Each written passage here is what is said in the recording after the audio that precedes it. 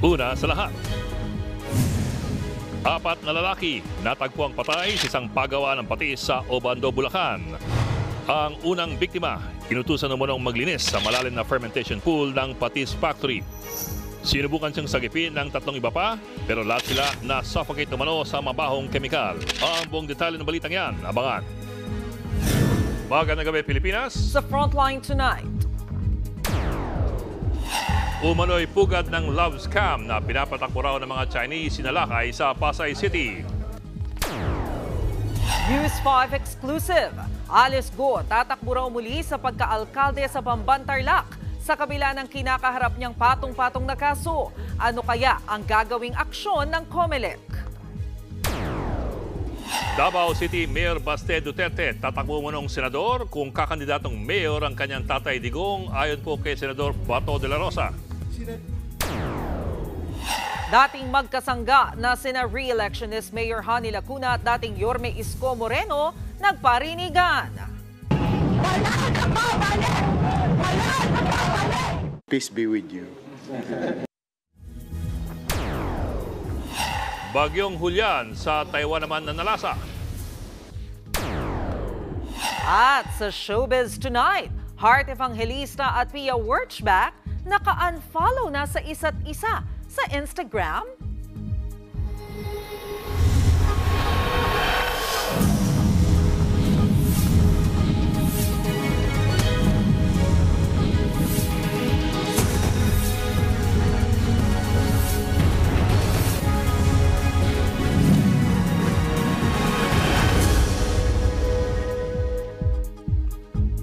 Apat na bangkay ang natagpuan sa isang pagawa ng patis sa Obando, Bulacan.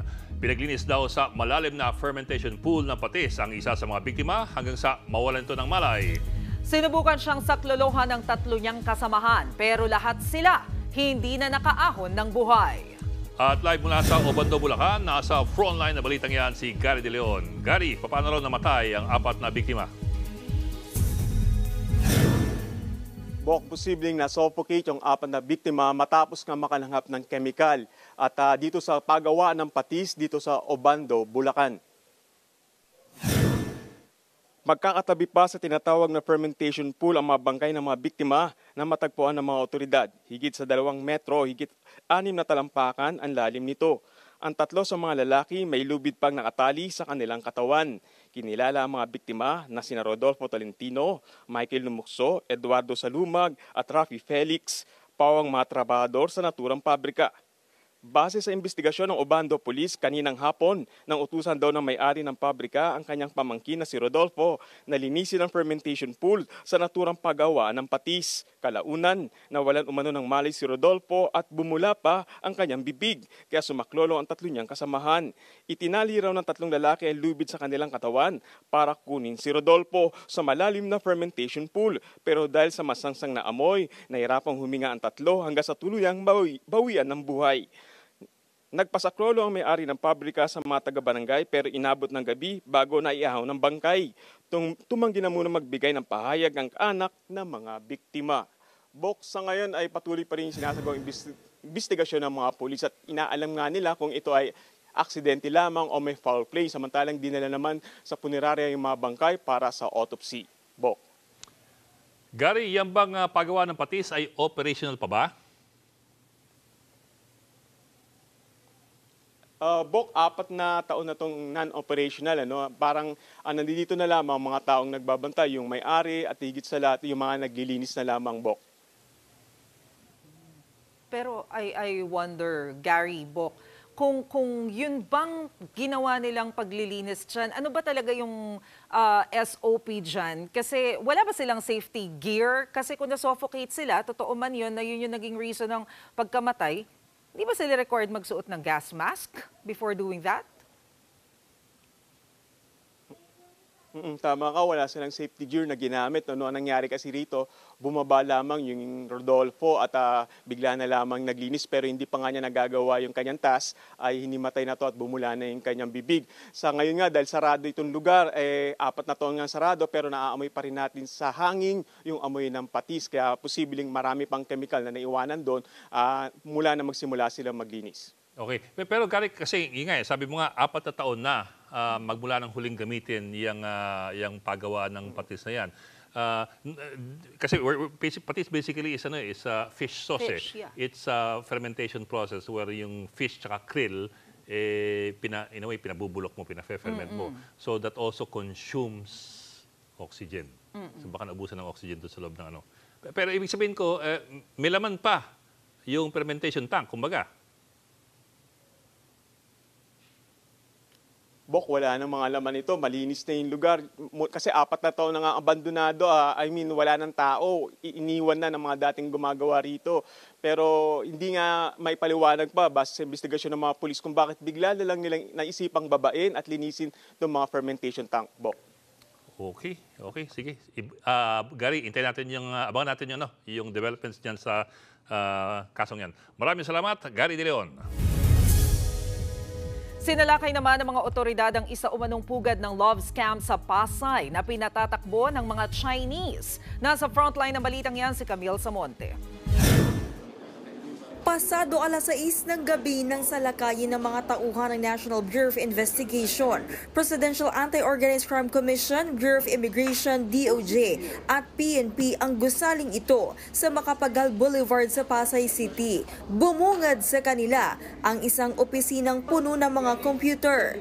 Nadatnan ng mga otoridad ng mga Chinese national na naaktuhang nasa likod umano ng love scam. Nang tignan ng mga computer, tumambad ang mga nakalog-in na Facebook Messenger. Sa isang window, ang dami nilang bibiktimahin doon sa mga windows na nakita ninyo. Sa ibang bahagi ng sinalakay na opisina naman nakapwesto ang mga Pilipinong nagtatrabaho rin bilang scam worker. Kabilang dito si alias Mark. Ayon kay Mark, sila ang unang kumakausap ng mga bibiktimahin nila sa dating apps. Kapag nakuha na ang loob ng mga biktima, ipapasa na nila ito sa ibang department kung saan mga Chinese na raw ang may hawak.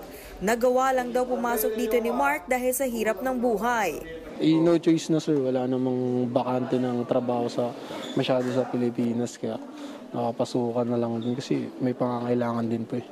Isa lang si Mark sa 200 love scam farm workers na nahuli sa ni-raid na opisina. Ayon sa NBI at PAOK, iisa ang modus ng pambubudol ng mga scam farm na natagpuan sa Pampanga, Tarlac at Pasay, kung saan paiibigin muna ang mga makikilala sa dating apps at saka huhut-hutan ng pera. Love scam, tapos yung other room doon makikita nyo, yun ang wallet, Yung crypto wallet. Doon sila nagtatransfer ng pera. Yung presence ng mga pre-registered SIM cards. Kanina may mga nakita tayo, international pre-registered SIM cards na ang ginagamit nila. Aside dun sa mga local SIM cards na nakikita natin usually. And then, isang katerbang cellphones na ginagamit, na kagaya ng sinabi ni Director po ng NBI, na ginagamit nila sa transaction. Lumalabas din sa investigasyon na aabot sa 1 milyong piso kada minuto ang kinikita ng sinalakay na scam farm. Isang 3D analyzer company o technology hub ang nakarehistrong klase ng negosyo base sa mga permit ng naturang pasilidad. Nadakip din ang 4 na hinihinalang mga boss nito. Dadalhin sa PAOK Detention Facility sa Pasay ang mga inaresto. Mahaharap sila sa paglabag sa anti-cybercrime law.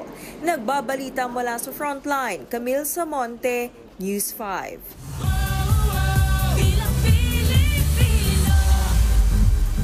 Tatakbo pa rin daw si Alice Go sa pagka-alkalde ng Bamban Tarlac kahit may mga panibago na namang reklamong isinampa laban sa kanya ayon sa kanyang abogado. Nasa Frontline na balitang yan si Reniel Pawid, Exclusive. Sa kabila ng patong-patong na kaso, nakapagdesisyon na raw si dating Bamban Tarlac Mayor Alice Go na muling sumabak sa politika. Sa eksklusibong panayam ng News 5, kinumpirma ng legal counsel ni Go na plano nitong muling tumakbo sa pagkaalkalde. Oras lang na maayos ang lahat ng mga kailangang dokumento, ihahain na raw nila ang Certificate of Candidacy ni Go sa Comelec Bamban.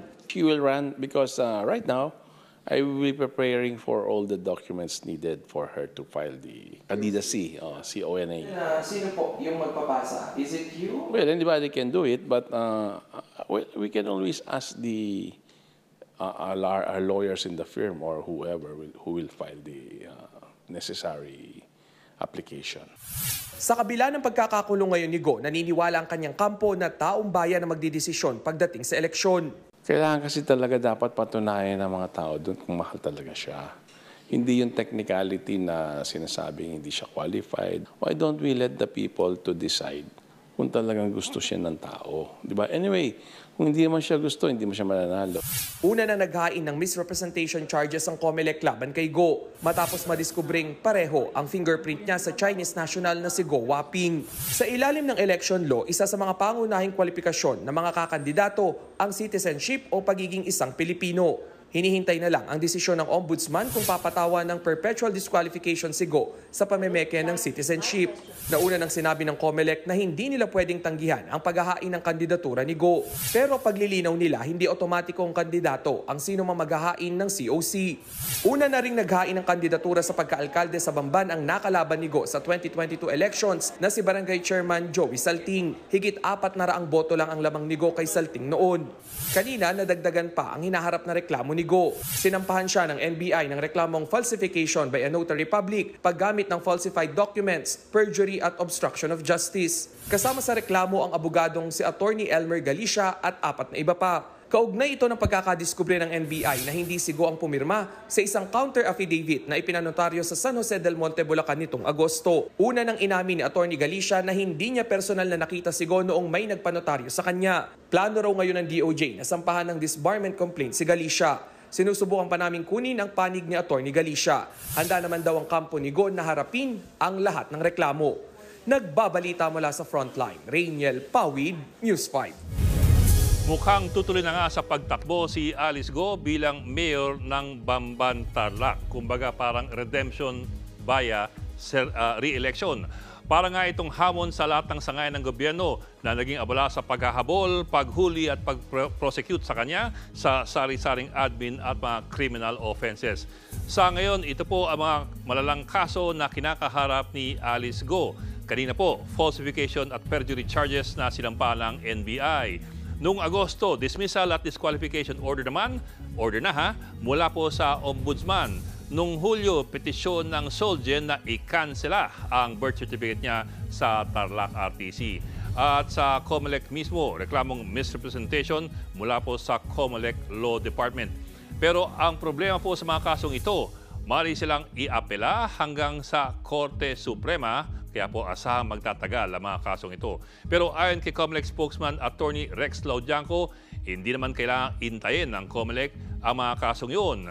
Ang kailangan lamang daw ay isang reklamo mula sa sinumang registered voter para ikansela ang COC ni Alice Go base po sa alinman sa 5 qualifications na ito: citizenship, age, residency, literacy, at kung siya po ay isang registered voter.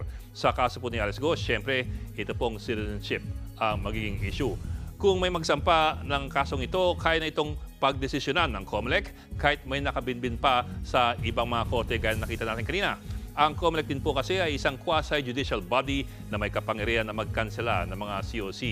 Halimbawa, pwede raw pagdesisyonan ng isang COMELEC division ang anumang petisyon to cancel ang COC ni Alice Go base po sa kanyang citizenship. Ngayon, kung iaapela po ito ni Go, aakit naman ito sa en-banc o yung buong Commission on Elections. At kung pati ang desisyon ng COMELEC en-banc ay iapela ni Go, aakit na po ito sa Korte Suprema, ang pinakamataas na korte sa ating bansa.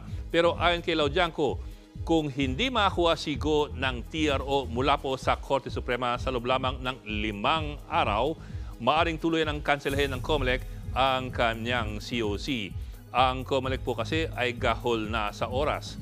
Kailangan maisapinal ng COMELEC ang lista ng mga opisyal na kakandidato sa 2025 elections bago na po matapos itong Nobyembre para masimulan nila ang pag-imprenta ng mga balota sa dating na Disyembre. So sa madaling sabi, hahabulin po ng COMELEC na matapos ang lahat ng mga petisyon to cancel yung mga COCs sa Nobyembre pa lamang ng taong ito. At kasama po riyan sa deadline na yan kung sakali ang anumang petisyon laban sa kandidatura ni Alice Leal Go. Sa ikatlong araw ng COC filing, naghain ng kanilang kandidatura ang 3 pambato ng partido ni Pangulong Rodrigo Duterte. Ayon kay Senador Bato de la Rosa, hinihintay nila kung tatakbong senador si Mayor Baste Duterte at kung tatakbong alkalde ng Davao ang kanyang ama. Nasa frontline ng balitang yan si Mon Gualvez. Bitbit ng mga placard at tarpaulin, nagsama-sama kanina sa labas ng Manila Hotel ang mga taga-suporta ni Senators Ronald Bato de la Rosa, Bongo at aktor na si Philip Salvador. Sabay-sabay naghain ng kani-kanilang certificates of candidacy ang tatlo sa pagkasenador sa ilalim ng Partido Demokratiko Pilipino o PDP, kung saan tumatayong chairman si dating Pangulong Rodrigo Duterte. Sinamahan sila ni incumbent Senator Robin Padilla na presidente ng PDP. Gusto ko rin talagang makatulong sa peace and order natin. Gusto kong manumbalik yung paniniwala at tiwala ng mga tao, ng mga magulang na pwedeng makauwi ang mga anak nila sa kanilang mga bahay, na hindi makikidnap, hindi magagahasa, hindi mapapatay. Pag-amin ni De La Rosa, posibleng makaapekto sa kanilang pagtakbo ang mga pambabatikos sa pamilya Duterte, gaya na lamang ng investigasyon sa war on drugs. They form part of a grand demolition job against us, the Duterte and the allies of Duterte. So, I leave it up to the people. Kung sila naniniwala na si Bato ay masamang tao, then please, by all means, do not vote for me. Sa mga nagtatanong kung tatalab pa rin ba ang Duterte Magic sa 2025 elections, ang sagot lang ni Go. Mga kababayan ko, kayo na pong humusga kung sa tingin ninyong nakatulong po sa inyo ang mga programa niya noong 2016 up to 2022. Yung mga bill programs, yung kampanya niya against criminality. Kung nakakalakad ho ba ang inyong anak na hindi nasasaktan at nababastos, kayo na pong humusga. Sa ngayon, kinukumbinsi pa rin daw si dating Pangulo Duterte na tumakbo sa eleksyon. Ako hanggang ngayon, nakikiusap kay Mayor. Ang kailangan natin sa leader natin, yung wisdom.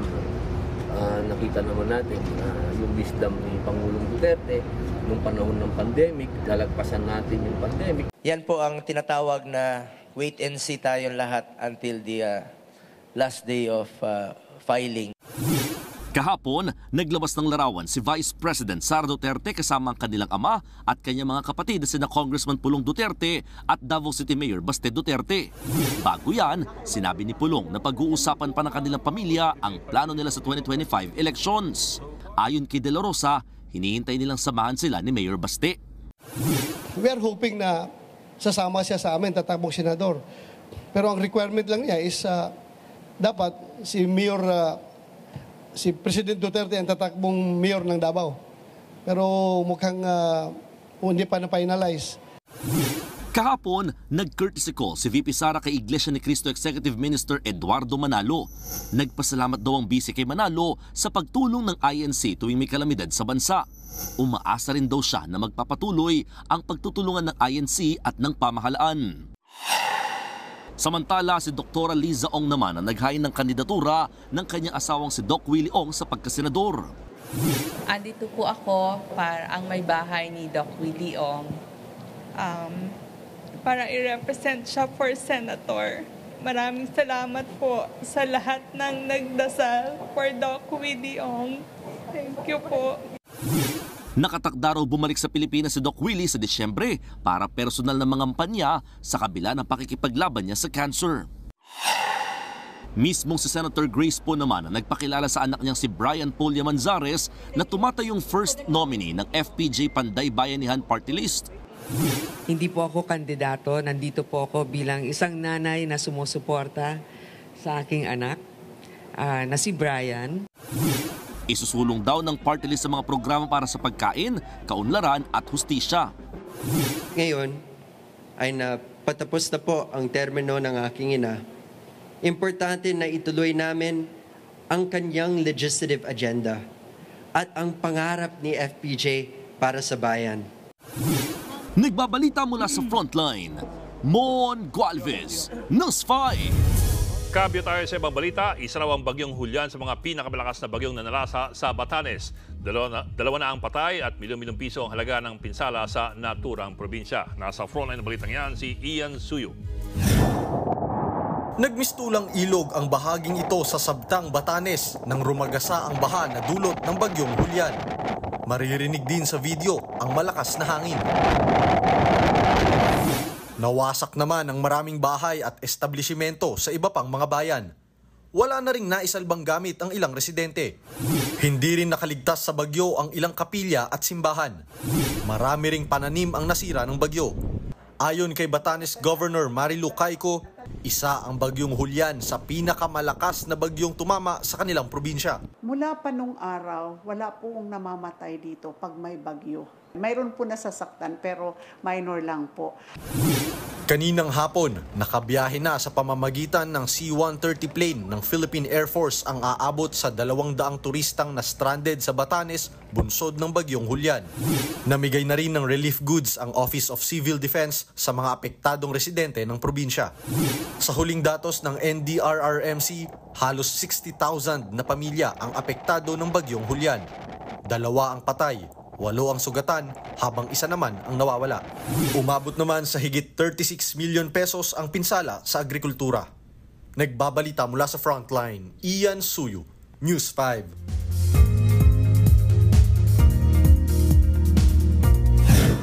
Mga kapatid, patuloy nang lumalayo at humihina ang bagyong Julian. Naglandfall na ito sa southern Taiwan kaninang hapon sa layong 255 kilometers north-northwest ng Itbayat, Batanes. Pero ayon sa Metro Weather, nahahagip pa rin ng trough o extension ng bagyo ang ilang bahagi ng northern Luzon. Kaya makakaranas pa rin ng kalat-kalat na ulan sa mga naturang lugar. Sa weekend, posibleng maging low pressure area na lang ang bagyong Julian at tuluyang malusaw. Easterlies naman ang magpapaulan bukas ng hapon sa Metro Manila, Visayas at Mindanao.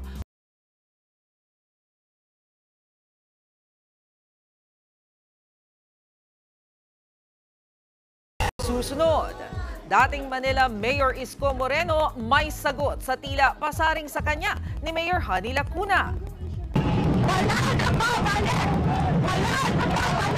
Peace be with you. Ilang OFW na naipit sa giyera sa Lebanon, hindi pa rin makauwi dahil nasa employer nila ang kanilang mga passport. At Jackie Chan nawalan ng malay habang nagte-taping para sa bago niyang pelikula. Magbabalik pa ang Frontline tonight. Mga kapatid, Ed Lingao po, nasa Estados Unidos, Canada o saan mang dako ka ng mundo, manatiling may alam at may pakialam sa mga mainit na balita dito sa ating bansa. Simulan natin ang bawat araw sa tuloy-tuloy na balitaan sa Frontline. Mag-follow at mag-subscribe sa social media pages ng News 5.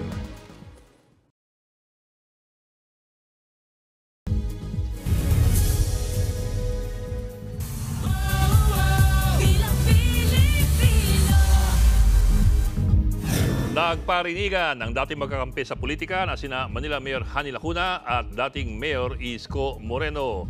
Yan at iba pang eksena sa lokal na halalan sa report ni Kari Kitor. Sabay na naghain kanina ng kandidatura sina incumbent Mayor Honey Lacuna at Vice Mayor Yul Servo sa ilalim ng partidong Asenso Manileño. Sa gitna ng pagtitipon kasama ang mga taga-suporta, may sinigaw si Mayor Lacuna.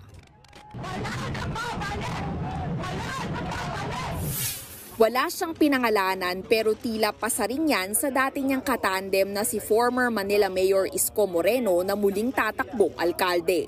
Matipid naman ang naging sagot dyan ni Moreno. Peace be with you. Hayaan ko na lang ang taong bayan sa Maynila ang sumagot. Sinamahan kanina ni Moreno ang re-electionist na si Manila 1st District Representative Ernix Junicio sa paghahain ng COC. Sa October 8 pa raw siya maghahain ng kandidatura sa ilalim ng Aksyon Demokratiko. Posibleng running mate niya ang anak ni dating Manila Mayor Lito Atienza na si Chi Atienza Valdepeñas.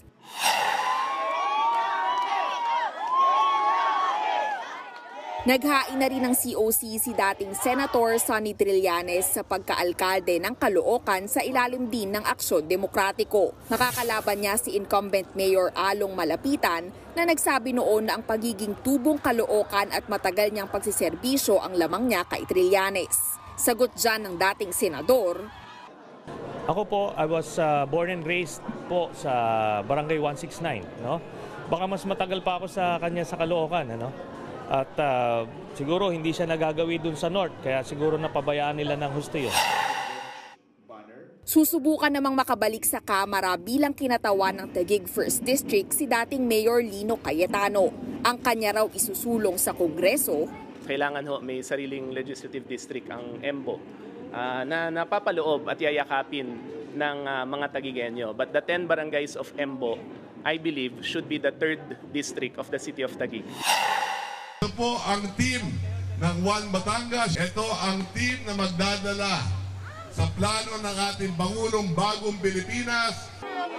Bukod naman kay Vilma Santos Recto na muling tatakbong gobernador ng Batangas, sasabak din sa 2025 elections ang anak niyang si Luis Manzano na siya namang kakandidatong vice governor at si Ryan Recto na tatakbong congressman.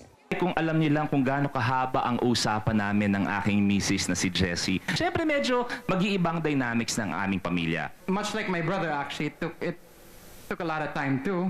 But now I guess all that's left to do is to answer that calling and do my part for the people of Lipa. Ayon kay Vilma, continuity ng trabaho at mga programa sa Batangas ang kanilang layunin kaya sila sabay-sabay na tumatakbo. I'm sure with my 2 boys, magiging epektibo para mas makapagtrabaho pa ng mas mabilis. I hope matanggap nila at we are here to serve. Sa Cebu City naman, naghain pa rin ng kanyang kandidatura sa pagkaalkalde si suspended Mayor Michael Rama. Kasabay niya naglabas ng desisyon ng ombudsman para tuluyang alisin si Rama sa posisyon. Permanente na ring banned sa government office si Rama. Yan ay matapos siyang hatulang guilty sa grave misconduct at nepotism nang ipasok niya bilang casual employee sa City Hall ang 2 kapatid ng kanyang asawa. Nagbabalita mula sa Frontline, Carrie Cator, News 5. Hirap pa ring makauwi sa Pilipinas sa mga Pilipinong naiipit sa giyera sa Lebanon. Ang ilan sa kanila, hinahanap pa ang kanilang employer na may hawak ng kanilang passport. Nasa frontline na balitang yan si Rainiel Pawid. Sa gitna ng panganib ng mga airstrike ng Israel sa Lebanon, mayroong mga Pilipinong naiipit sa giyera at nangangamba sa kanilang buhay. May repatriation program ang pamahalaan pero may mga kababayan tayong hindi pa makauwi sa Pilipinas. Hawak kasi ng kanilang mga amo ang kanilang mga passport at iba pang dokumento. Apektado rin ng mga airstrike ang Lebanese Immigration Office na siyang nagpoproseso ng kanilang pag-uwi. Hahanapin yung amo para bigyan ng release at yung immigration sir. Siyempre, di ba, ngayon gera na, kung tayo nga takot din, sila din may mga pamilya din yan. Pasok sila o hindi, okay lang yan sa kanila. Ang magandang balita, kinumpirma ng Department of Foreign Affairs na napagbigyan sila ng Immigration Office sa Lebanon na maproseso na ang travel documents ng mga Pinoy. Immigration officials specifically opened just for Filipinos for around 60 to 100 Filipinos to be issued the final exit visas from Lebanon. Anumang araw mula ngayon, lilipad na ang chartered plane para sunduin ang mga Pilipino sa Lebanon. Pero ayon sa DFA, posibleng hindi umabot sa 2,000 ang mga Pinoy sa Lebanon na uuwi ng Pilipinas. Simula October 2023 hanggang September ngayong taon, nasa 500 Pilipino lang daw kasi ang nag-avail ng repatriation program. Wala pa ito sa 10% ng kabuang 11,000 mga Pilipino na nananatili sa Lebanon.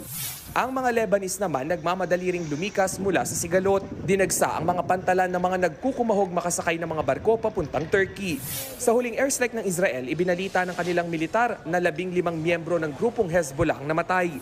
Ipinadala na rin ang mga sundalong Israeli sa Lebanon para tugisin ang mga tauhan ng militanting grupo. Patuloy na tinatarget ng Israel ang Hezbollah na kakampi ng grupong Hamas sa Gaza. Nagbabalita mula sa Frontline, Rainiel Pawid, News 5.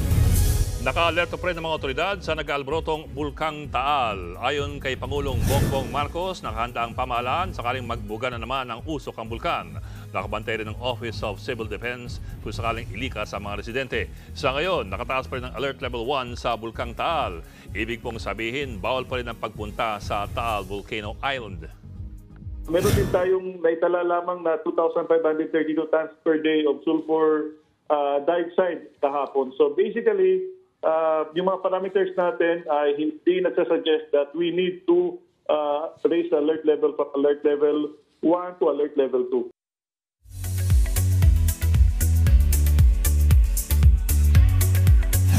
Showbiz tonight na tayo. Hinimatay ang action superstar na si Jackie Chan habang nagsushoot ng kanyang bagong pelikula.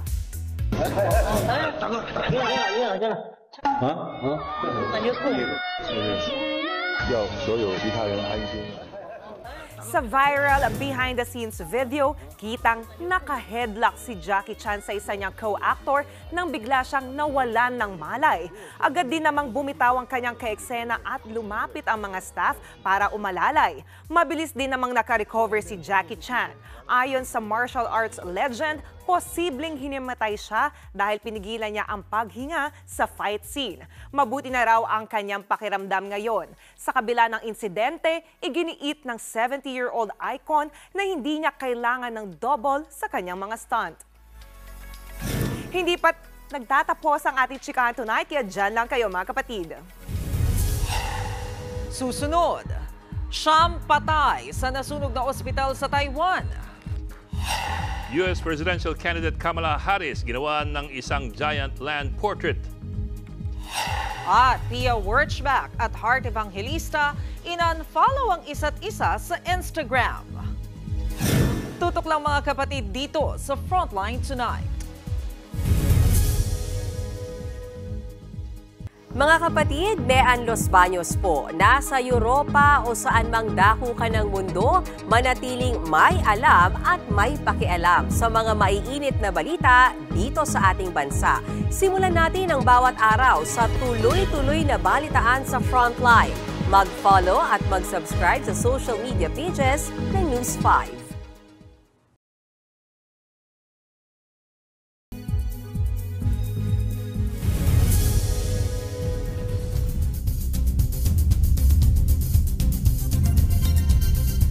Dalawang patay sa Taiwan sa pananalasa ng bagyong Kraton na unang nanalasa dito sa Pilipinas bilang bagyong Julian. Habang siyam naman napatay matapos masunog ang isang ospital doon. Natong Frontline News Abroad. Makapal na usok ang bumalot sa nasunog na ospital na ito sa Pington County sa Taiwan. Isa-isang inilika sa mga pasyente palabas ng ospital. Ang ilang empleyado ng ospital nahirapang huminga matapos makalanghap ng usok mula sa sunog. Nangyari yan ilang oras bago maglandfall ang bagyong Kraton sa Taiwan na unang nanalasa sa Pilipinas bilang bagyong Julian. Tumagal ng 3 oras bago naapula ang apoy. Sa kasamaang palad, siyam ang patay. Problema sa electrical wiring ng ospital ang tinitingnang sanhi ng sunog. Sa Taiwan pa rin, pinagsamang malakas na buhos ng ulan at hangin naman ang nanalasa sa Kaohsiung City. Nag-zero visibility ang buong lungsod matapos maglandfall ang bagyong Kraton kaninang tanghali. Ang malaking plywood na ito nilipad na ng hangin. Ang pinto ng hotel, tinukuran na ng mga empleyado para hindi tangayin. Maging ang estante ng isang tindahan nadala ng hangin. Nagkalat naman ang debris sa shopping center na ito. Nagkalat sa kalsada ang mga natumbang puno. Nagsibagsakan ng mga yero at may mga nagtumbahang billboard. Nalubog din sa baha ang ilang kalsada kung saan may mga tumirik pang sasakyan. Hindi naman makadaan ang ilang motorista sa kalsadang ito dahil sa landslide. 2 na ang napaulat na nasawi sa pananalasa ng bagyo. Aabot naman sa higit 170,000 bahay ang nawala ng supply ng kuryente. Nagbabalita mula sa Frontline, Ria Fernandez, News 5. Sa ibang balita, bibisita dito sa Pilipinas ang presidente ng South Korea. Gaganapin sa October 6 at 7 ang state visit ni South Korean President Yoon Suk-yeol. Makakasama ng South Korean President ang kanyang may bahay na si Kim Kyun-hee. Magkakaroon ng bilateral meetings sina President Yoon at Pangulong Bongbong Marcos para paigtingin ang relasyon ng South Korea at Pilipinas. Kabilang sa mga tatalakayin ang kooperasyon ng dalawang bansa sa politika, seguridad, ekonomiya, maritime defense at iba pa.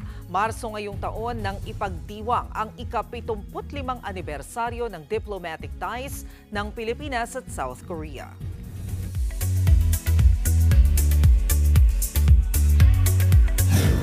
bardagulan mode naman ang fans ni Pia Wurtzbach at Heart Evangelista. Inunfollow na raw kasi nila ang isa't isa sa Instagram. Yan at iba pa sa report ni MJ Marfori.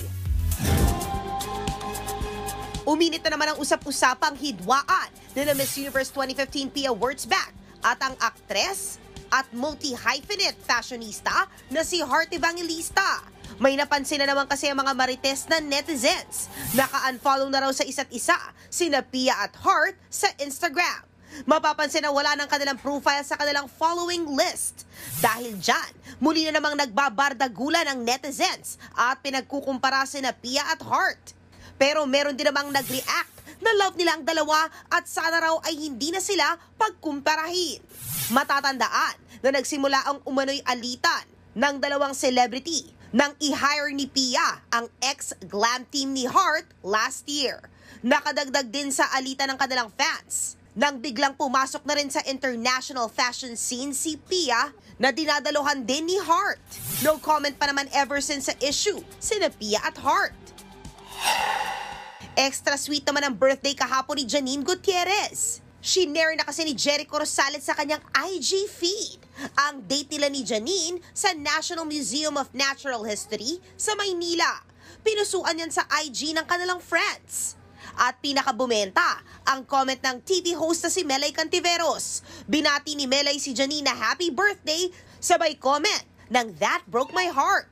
Natawa na lang dyan si Janine. Matatanda ang inamin noon ni Melay na ultimate showbiz crush niya, si Echo. Napapanood ngayon sina Janine at Jericho sa hit serye na Lavender Fields tuwing 8:45 p.m. dito sa TV5. Very happy and blessed naman ngayon ang YouTube star couple na sina V. Cortez at Kong Velasquez o Kong TV. Magkaka-second baby na kasi ang recently married couple. Sa kanilang vlog, sinorpresa pa ni V si Ko. Totoo ba? Ha? Totoo nga? Bilis naman! Para i-celebrate ang good news, nagpa-pictorial pa ang dalawa kasama ang kanilang panganay na si Kitlat. Last June lang nang ikasal sina Kong at V. Nagbabalita mula sa Frontline. MJ Marfori, News 5. Abangan ang cute na asong mahilig mag-road trip. At Olivia Rodrigo nasa Pilipinas na para sa concert niya this weekend. Tuloy-tuloy balitaan dito sa Frontline Tonight. Mga kapatid, Ed Lingaw po, nasa Estados Unidos, Canada o saan mang dako ka ng mundo, manatiling may alam at may pakialam sa mga mainit na balita dito sa ating bansa. Simulan natin ang bawat araw sa tuloy-tuloy na balitaan sa Frontline. Mag-follow at mag-subscribe sa social media pages ng News 5.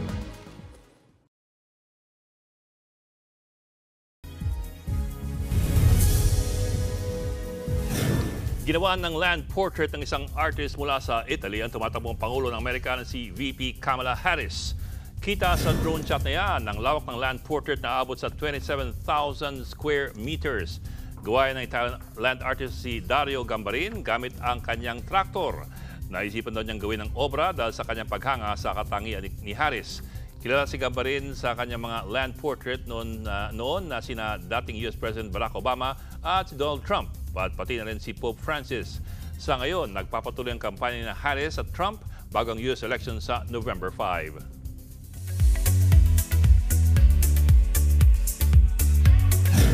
Attention Olivia Rodrigo fans! Nandito na sa bansa ang Phil-Am singer para sa concert niya this weekend. Sa ilang online posts, naispatan ang pagdating kanina ni Olivia sa NAIA. Kasama niya ang boyfriend niyang si Louis Partridge. Nag-IG story naman si Olivia ng Pinoy dessert na halo-halo. Sa Sabado na ang God's World Tour ni Olivia sa Philippine Arena sa Bulacan. May maagang pa-Halloween treat sa kanyang fans ang BINI member na si Gwen. Ang latest video niya sa TikTok, spooky makeup transformation ng horror character na si Pennywise mula sa pelikulang It. Talaga namang lumabas ang talent ni Gwen sa visual arts. Umabot na ng higit 11 million views ang video sa TikTok. Ayon kay Gwen, inabot ng 5 oras ang paggawa niya ng makeup transformation video. Yan ang latest and hottest sa showbiz tonight. Ako si Johnny Alipoon. Happy Thursday, mga kapatid. At para naman sa ating pabawang Pampa-Good Night, may bagong viral rider sa Cebu. Isa siyang fur baby na mahilig mag-ride kasama ang kanyang fur dad. Enjoy na enjoy habang nakalagay sa carrier si Marcus. Nakasabit ang carrier sa kanyang fur dad para safe. Naka-shades pa si Marcus para Japan. Papunta sila niyan sa vet para magpabakuna. Laging sumasama si Marcus sa mga road trip ng kanyang fur dad. Kaya comment ng mga netizen, isa siyang certified asong gala. Ride safe, Marcus. Ano yung asong gala pag piniksi mo? Ano? Asgal. Ang galing mo talaga. Anong asong mahilig magpaawa? Ano? Asawa. Ay! Mga kapatid. Talaga naman. May hugot ka. Hindi Kwento lang sa akin yun. Mga kapatid, 83 days na lang po, Pasko na. At yan po ang 45 minuto pag-imayos malagang headlines. Balitaan at diskusyon para sa paghubog ng matalinong opinyon. Kami inyong kasangga sa pagbabalita. Sa ngalan ni Mean Los Baños, ako po si Maricel Halili. At ako lang po si Ed Lingao. Magandang gabi.